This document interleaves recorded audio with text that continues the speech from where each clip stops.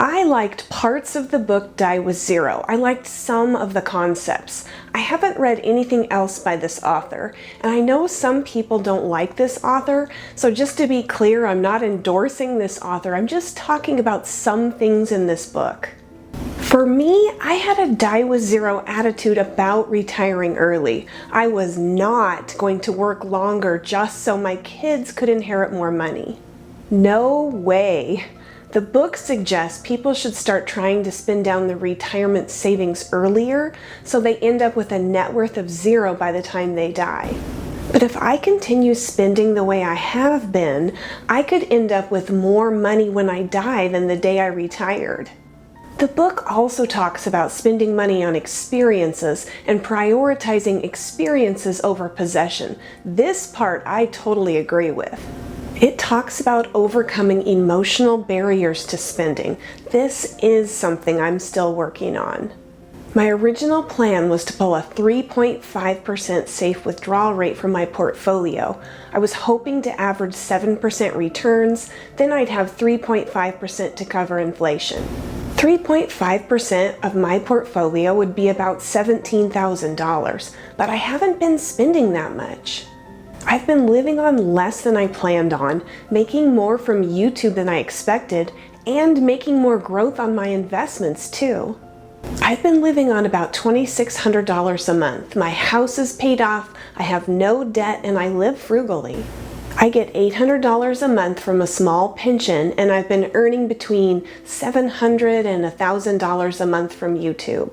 So I need about $1,100 from some other source to get to that $2,600 a month.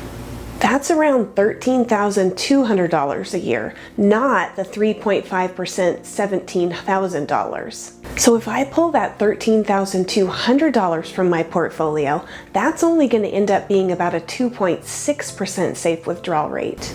I may pull more in the future if I want to travel or if I need another car or something like that, but I don't need that much to live on. So when I retired in June 2024, I had $534,125 in all accounts for retirement. And 1 year later, I had $569,058 in all accounts. My total for all accounts grew by 6.5%, and that's after paying all of my living expenses. My 3-bucket portfolio went up by 9.5%. So theoretically, I should have quite a bit to leave to my children. It's like the principal amount is there for emergencies, and if I don't have too many big emergencies, then I'll have quite a bit to leave to my children and grandchildren. I think there will be a lot left over even if I end up needing long-term care. My house can be sold to cover long-term care. So if I keep my spending at the same rate and pull 3.5 to even a 4% safe withdrawal rate out, I'd never touch the principal and it would continue to grow, leaving my kids a nice inheritance. I think I have enough invested so I can live off the earnings and not have to spend down the principal. The Die with Zero philosophy says to spend your money before you die, and I get that. You worked hard to earn that money, but I'm just not a big spender. Most of my time is spent with family, working on my inexpensive hobbies, and hiking and exercising, and I'm just not spending as much money as I thought I would. Having been a saver for so long and living below my means even before retirement makes it hard for me to pull money from those accounts. It's that saving to spending thing. It's hard. Also, I'd love to make sure my kids and grandkids have what they need after I'm gone. Another thing is I haven't started Social Security. Once I do that, I may need to pull even less from my retirement accounts. I have more stuff than I need, and I don't need much. I've been working on decluttering for a couple years. I do have to remind myself that it's okay to take a trip, get a new pet, get a new car, make improvements to my house, because that's what I worked so hard for all those years. I'm not going to not spend money so that my kids inherit more, for sure. It's not that at all. I could spend more, but it wouldn't necessarily be enjoyable for me. I've spent my whole life making careful buying decisions. I consider myself very fortunate, but I also worked really hard for it, made a lot of sacrifices. It took work, scrimping, and saving to get to this point, and it's hard to change my mentality. Throwing away money for the sake of spending, though, I just can't do it. I can't do it. I don't foresee many changes to my spending habits over the course of my remaining life. We don't know what will happen in the future. People are concerned about the markets, the tariffs, a possible recession. People are also worried about the economy and the future of Social Security. Market crashes and corrections are inevitable over a 30-year retirement. There's always going to be bear markets, and there's always a risk of running out of money, even for people with millions of dollars. But I could also die tomorrow. Life is full of risks, but it's also full of rewards. My health and happiness are worth the risk, and that's also why that principle's there for emergencies. So die with zero or don't spend any money. I think I'm somewhere in the middle. I'm sure there'll be money left for my children to inherit, even if I spend all the money I want to. But I'm not going to not spend money just so my kids inherit more. No way. Speaking of inheritance, if you haven't started estate planning, get started today. Doing it now while you're still physically and mentally healthy will make it so much easier for you and your loved ones when the time comes.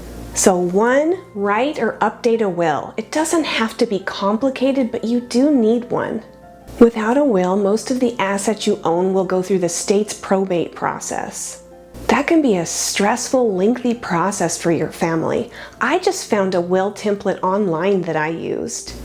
You can do a will yourself and have it notarized. I'm not suggesting that you do that. I'm just sharing that's what I did because it was easy and free. Number 2, choose an executor. Your executor will be responsible for managing the distribution of your assets. Anyone can serve as your executor, including your children, a family member, or a close friend. I have my oldest son as my executor. There was a place on that online will template I used to designate an executor. Number 3, update your beneficiaries. If you have retirement accounts, chances are you designated beneficiaries when you opened them. But that could have been decades ago. I had to make changes to mine, for example, after my divorce. Number 4, document your healthcare and funeral wishes and designate a healthcare proxy. A healthcare proxy is a legal document that authorizes one or more people to make decisions on your behalf if you become physically or mentally incapacitated. Most people choose their spouse or partner. I chose my daughter for this role. A living will allows you to specify which kinds of treatment and long-term care options you prefer. You specify whether or not you want resuscitations, ventilators, tube feedings, and other kinds of procedures. Number 5, create an in the event of my death file. This can make your death or incapacitation a little easier on your loved ones. Put together a packet of all your financial information, including passwords and account numbers, and make sure they know where to find it. I have a friend whose mom became suddenly incapacitated. She had no living will or healthcare proxy. She had not shared any of her account information, passwords, or anything like that with her family.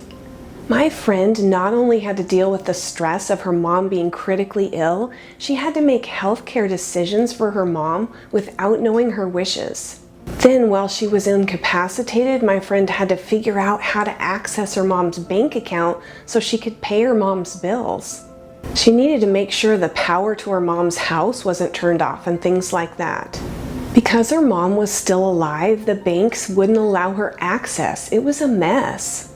So I just wanted to sneak in a little estate planning information there because I think it's so important. So how do you feel about dying with zero? Are you going to try to spend all your money, save it all for your heirs, or somewhere in the middle? If you want to share, feel free to leave a comment. If you're seeing me for the first time, hi, I'm Julie and this channel's Happy on Monday. Thanks for joining me. If you found this helpful, please like. And if you're interested in retiring early, consider subscribing. I'm going to leave you with a quote.